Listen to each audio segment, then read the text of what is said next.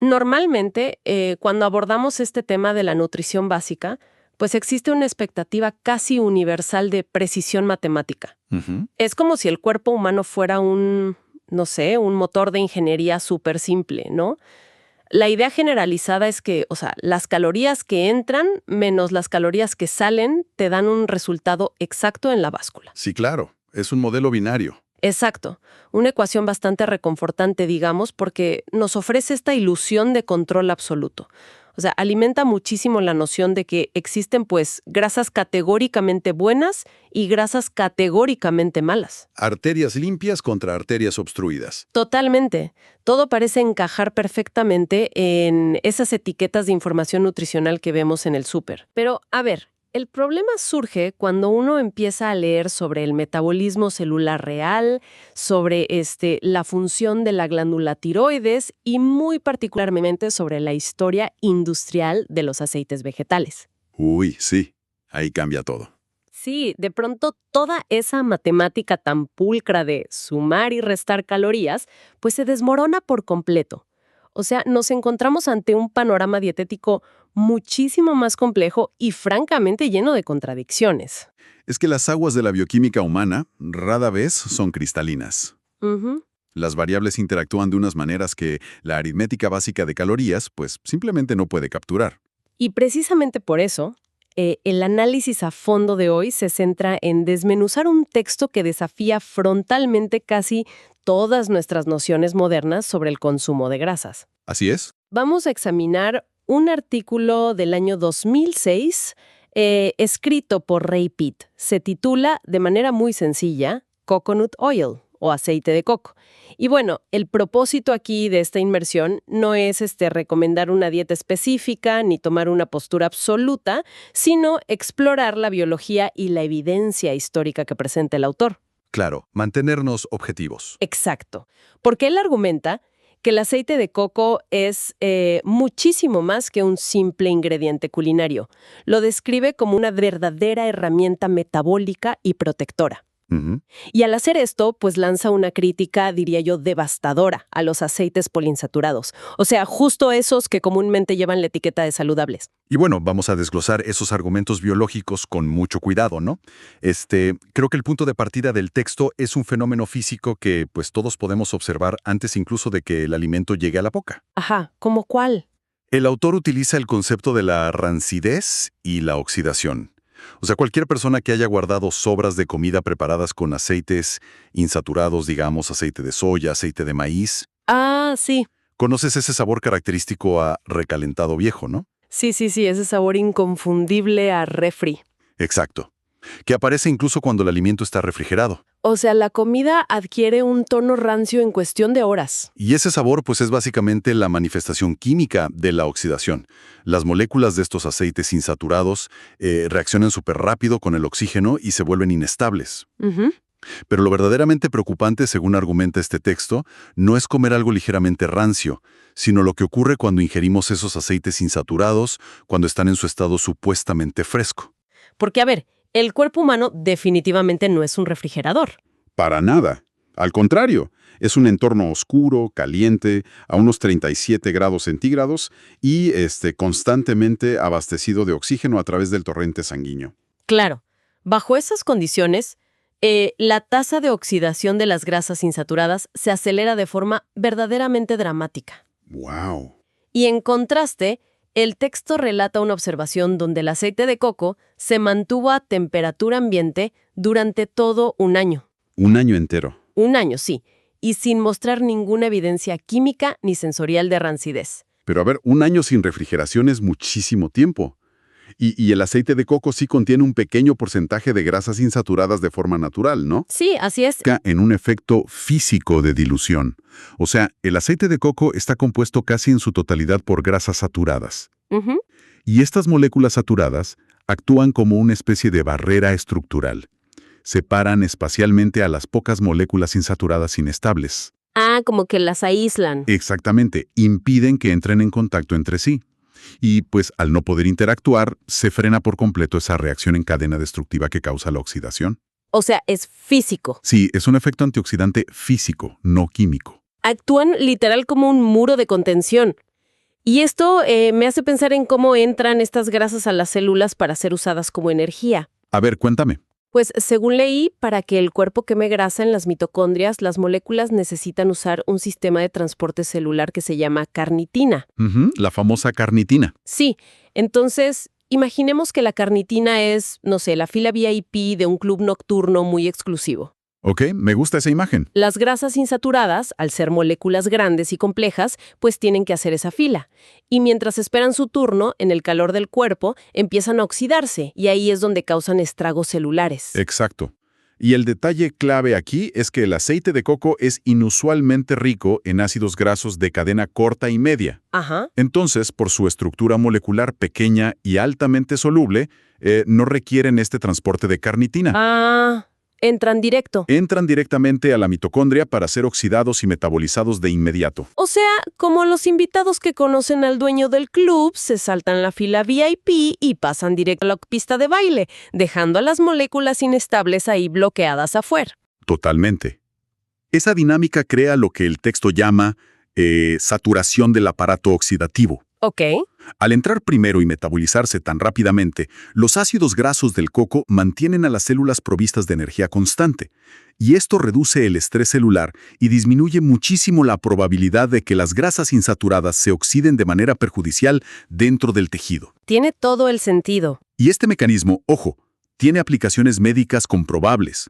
Por ejemplo, en los hospitales, cuando los pacientes reciben trasplantes de órganos, se les administran emulsiones intravenosas de aceites insaturados intencionalmente. Espera, ¿intencionalmente? ¿Para qué? Para suprimir su sistema inmunológico y evitar que rechacen el nuevo órgano. Wow. O sea, la medicina usa aceites de semillas para apagar el sistema inmunológico a propósito. Así es, y sin embargo, cuando el objetivo es la nutrición intravenosa regular, o sea, para fortalecer a un paciente que está débil, la base que utilizan es aceite de coco. Es un dato súper revelador. Ahora, si el aceite de coco entra directo a la célula y se quema tan rápidamente, pues surge una pregunta muy obvia sobre el peso corporal. Ujú. Porque si el cuerpo quema esta grasa con tanta eficiencia, o sea, ¿qué impacto tiene esto a gran escala en el metabolismo?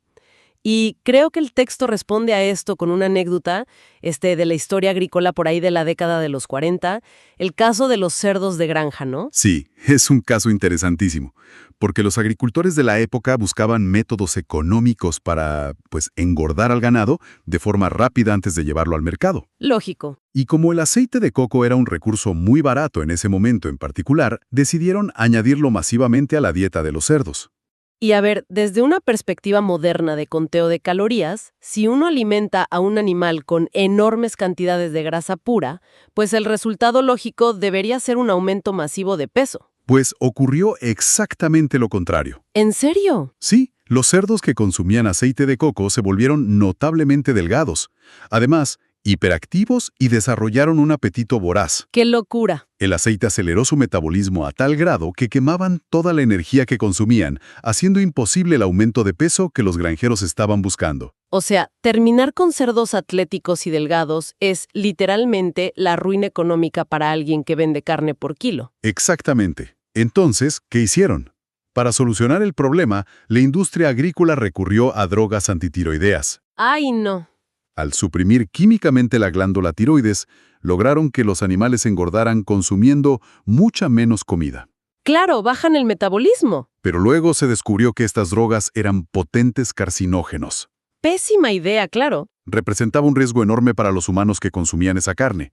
Pero el verdadero giro de esta historia ocurrió a finales de los 40, cuando descubrieron que los aceites extraídos de la soya y el maíz producían exactamente el mismo efecto antitiroideo que esas drogas peligrosas. A ver, vamos a detenernos en esa mecánica. ¿Cómo es que los aceites insaturados de soya o maíz logran, digamos, apagar la tiroides y causar este aumento de peso tan rápido? Pues todo se reduce a unas herramientas biológicas llamadas enzimas proteolíticas. Ok. Para entenderlo de forma sencilla, la glándula tiroides produce sus hormonas, pero estas se quedan atrapadas dentro de una proteína de almacenamiento gigante. Ujú. Para que la hormona tiroidea se libere al torrente sanguíneo y regule el metabolismo, se necesitan estas enzimas proteolíticas. Actúan como unas tijeras moleculares que cortan la proteína y liberan la hormona. Ah, ok. Y lo que hacen los aceites insaturados es que dañan y bloquean la función de estas tijeras. O sea, sin tijeras la hormona no sale de esa proteína gigante y la tiroides se vuelve ineficaz. Exacto. Se induce un estado de hipotiroidismo. Al faltar la hormona tiroidea, pues el metabolismo basal simplemente se desploma. Claro. En lugar de quemar los carbohidratos para obtener energía celular, el cuerpo los redirige inmediatamente hacia la producción y el almacenamiento de grasa corporal. Wow. De hecho, experimentos posteriores en animales confirmaron que la obesidad aumentaba en proporción directa a la cantidad de aceite insaturado en la dieta. Y esto es clave, independientemente del total de calorías consumidas. Lo que significa que el tipo de calorías altera el funcionamiento de la máquina por completo. Exactamente. Y bueno, el texto también lleva este concepto a poblaciones humanas. Me llamó mucho la atención que menciona el caso de Yucatán, en México. Sí, un ejemplo clásico. Porque allí el coco ha sido un alimento básico tradicional. Y lo interesante de esto es la biología evolutiva, porque, o sea, en un clima tropical tan caluroso como el de Yucatán, la adaptación biológica normal es que el cuerpo humano ralentice su metabolismo para evitar el sobrecalentamiento. Tiene lógica, ¿sí? Sin embargo, los estudios que cita el documento mostraron que las personas de esa región tenían una tasa metabólica un 25% más alta que el promedio en Estados Unidos. Es un número altísimo. Altísimo. Y a pesar del calor y de consumir altas cantidades de grasa de coco, mantenían un metabolismo acelerado y una complexión, pues, predominantemente delgada. Y bueno, si esta oxidación masiva y esta supresión de la tiroides ocurren a un nivel celular tan profundo, pues es evidente que los efectos no se van a limitar solo a la báscula o a la talla de la ropa, ¿no? Totalmente. El daño metabólico tiene que manifestarse de otras formas visibles. Y es aquí donde el artículo introduce el concepto de la piel, el envejecimiento del cerebro, y nos da una imagen visual bastante perturbadora. Sí, la leí. A ver, cuéntanos. El texto se centra en la peroxidación lipídica. Cuando las grasas insaturadas se oxidan dentro de las células, o sea, no solo ralentizan el metabolismo, causan un daño estructural muy severo. Ok. La peroxidación se identifica como un factor principal en el envejecimiento prematuro. Ujú. Es responsable de las arrugas inducidas por la exposición a la luz ultravioleta y del deterioro cognitivo progresivo. De hecho, está fuertemente implicada en trastornos neurológicos graves, que van desde convulsiones hasta, digamos, la degeneración celular característica del Alzheimer. ¡Qué fuerte! Y hay una anécdota en el artículo sobre una pareja mayor que creo que ilustra esto súper bien. ¿Ah, sí? ¿La pareja de Filipinas? Exacto. El esposo estadounidense presentaba un deterioro físico muy avanzado, mientras que su esposa, originaria de Filipinas y de una edad similar, o sea, lucía décadas más joven. Sí, una diferencia abismal. Y el detalle crucial es que ella nunca se adaptó a la dieta occidental de su esposo.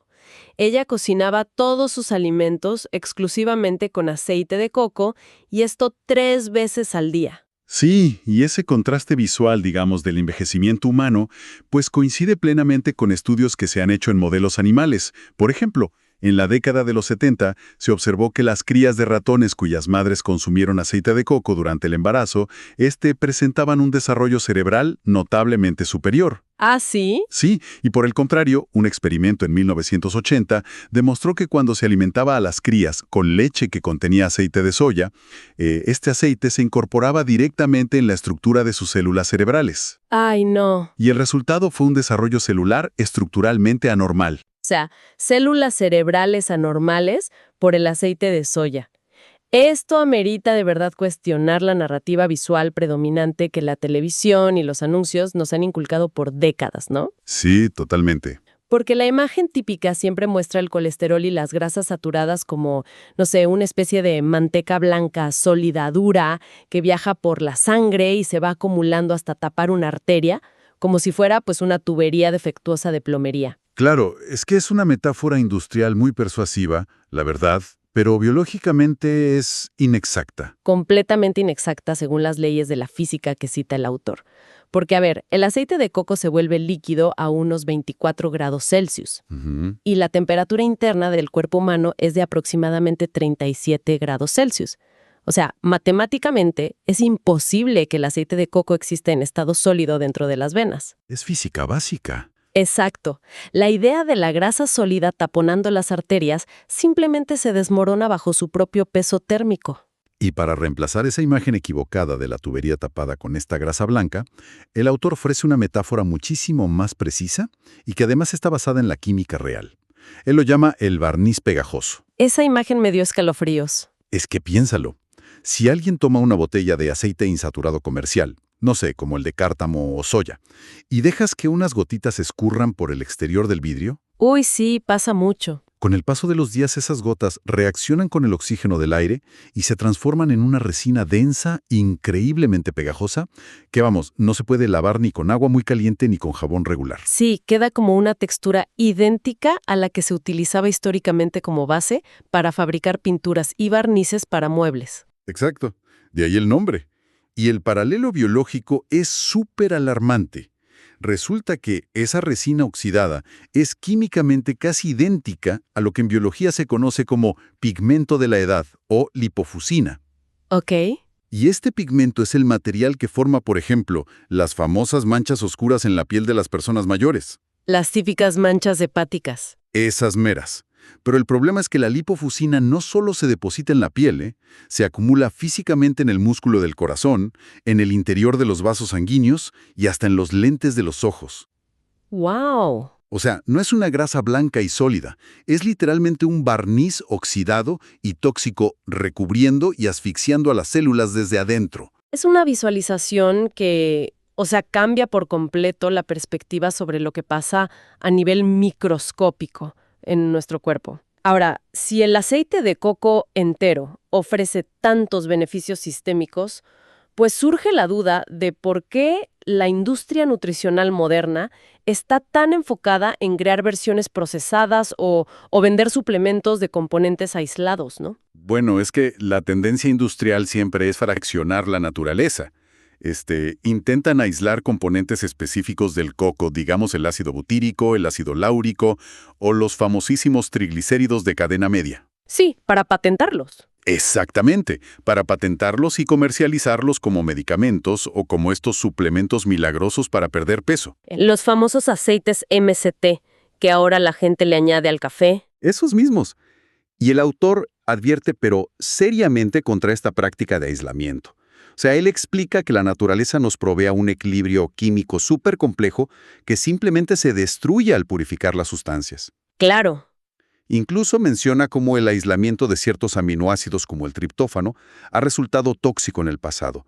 Y bueno, para ilustrar esto, relata un experimento personal bastante peculiar, diría yo. Ah, sí, el del olor. Sí, consumió una mezcla purificada de triglicéridos de cadena media, o sea, puro MCT, y notó que su propia piel comenzó a emitir un olor rancio y muy penetrante.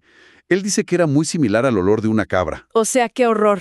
Definitivamente emitir olor a cabra no es el resultado metabólico que te prometen los envases de los suplementos deportivos. No. Pero, ¿cuál es el mecanismo detrás de ese olor tan peculiar? Pues resulta que los ácidos grasos de cadena media puros son altamente volátiles. Entonces, cuando se consumen así, de forma aislada, sin las proteínas y las otras grasas del coco natural que normalmente regulan su digestión, pues entran al torrente sanguíneo a una velocidad totalmente antinatural. Se descontrola. ¿Sí? Sobrepasan la capacidad que tiene el hígado para empaquetarlos y procesarlos. Y como el cuerpo necesita deshacerse de este exceso volátil rapidísimo, los ácidos terminan siendo literalmente excretados a través de los poros de la piel. ¡Qué increíble! Es una clara señal de estrés metabólico causado por consumir un componente desequilibrado. Y bueno, esto creo que nos lleva a un tema ineludible en cualquier discusión sobre grasas, el colesterol. Porque, o sea, durante mucho tiempo el gran argumento a favor de los aceites insaturados ha sido precisamente que reducen el colesterol en la sangre. Sí, es el argumento estrella. Pero a ver, el texto no niega que, estadísticamente, los aceites insaturados disminuyan los niveles de colesterol en los análisis de sangre. Lo que cuestiona, y de forma muy radical, es el mecanismo de acción. Ok. El autor argumenta que esta reducción no es para nada un signo de salud, sino una respuesta tóxica. Resulta que los aceites insaturados dañan la función hepática, obligando al hígado a retener el colesterol de manera defensiva. Ah, para protegerse. Exacto, impidiendo que circule libremente por el torrente sanguíneo. O sea, el colesterol no es que desaparezca mágicamente, simplemente se queda atrapado en el hígado donde pues no se puede medir en un análisis estándar. Así es. Por el contrario, un metabolismo saludable impulsado por una tiroides activa que es facilitada por grasas protectoras como el aceite de coco, utiliza el colesterol circulante, lo convierte de manera muy eficiente en hormonas esteroideas protectoras, ¿Como cuáles, por ejemplo? como la pregnenolona y la progesterona, y estas hormonas actúan como poderosos antioxidantes naturales, previenen convulsiones, protegen la estructura de los nervios y son fundamentales para preservar la memoria. ¡Guau! Entonces, si tú bloqueas la síntesis y distribución del colesterol, interrumpes toda esta cascada de defensa biológica. Claro, dejas al cuerpo indefenso. Y para poner a prueba de forma definitiva, este concepto del poder metabólico del alimento entero, el autor describe un último experimento personal relacionado con su propio consumo calórico que me dejó con la boca abierta. Ah, sí, el del helado. Sí. Añadió 1 onza diaria de aceite de coco a su dieta habitual, lo que representa alrededor de, no sé, 200 a 250 calorías extradiarias. Y dice que en la fase inicial experimentó síntomas de hipermetabolismo, Ujú. o sea, el pulso se le aceleró, la respiración se volvió más profunda y la temperatura de su piel aumentó dándole un tono hasta rosado. Es que su organismo estaba reaccionando a la eliminación de esa inhibición tiroidea crónica que le habían causado los aceites insaturados consumidos a lo largo de toda su vida. ¡Wow! El motor metabólico básicamente se aceleró abruptamente. Y dice que tras un periodo de ajuste, los síntomas se estabilizaron. Y aquí está para mí el dato más desafiante de todo el documento. Reporta haber perdido 10 libras de peso en un lapso de 6 meses. Sí. Y ojo, no lo hizo bajo una restricción calórica severa. Perdió ese peso sumando calorías diarias de grasa pura y, según relata, consumiendo 1/4 de galón de helado todos los días. Es una locura escuchar eso, ¿no? O sea, esto exige una explicación termodinámica urgente.